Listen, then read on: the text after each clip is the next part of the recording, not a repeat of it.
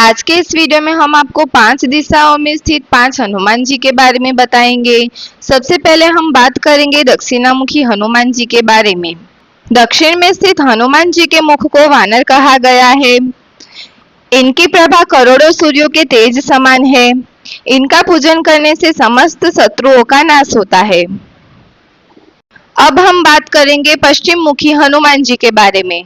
पश्चिम में हनुमान जी का जो मुख है उन्हें गरुड़ माना गया है। भगवान विष्णु का वाहन गरुड़ अजर अमर है, वैसे पश्चिमामुखी हनुमान जी भी अजर अमर है। अब हम बात करेंगे उत्तरामुखी हनुमान जी के बारे में। उत्तर दिशा को देवताओं की दिशा कहा जाता है। यही कारण है कि शुभ कार्य और मंगल कार्यों की शुरुआत उत्तरामुखी हनुमान जी की उपासना से होती है। उत्तरामुखी हनुमान जी के मुख को शुकर कहा गया है।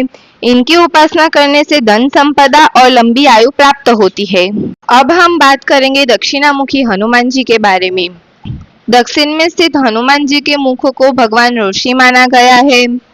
दक्षिण दिशा में सभी तरह की काली शक्तियां के अलावा यह दिशा काल की भी मानी जाती है। दक्षिणामुखी हनुमान जी की उपासना करने से वे हमें चिंता, भय और परेशानियों से मुक्त करते हैं और वे हमें काले जादू और तंत्र मंत्र से बचाते हैं। अब हम बात करेंगे ऊर्ध्वमुखी हनुमान जी के बारे में।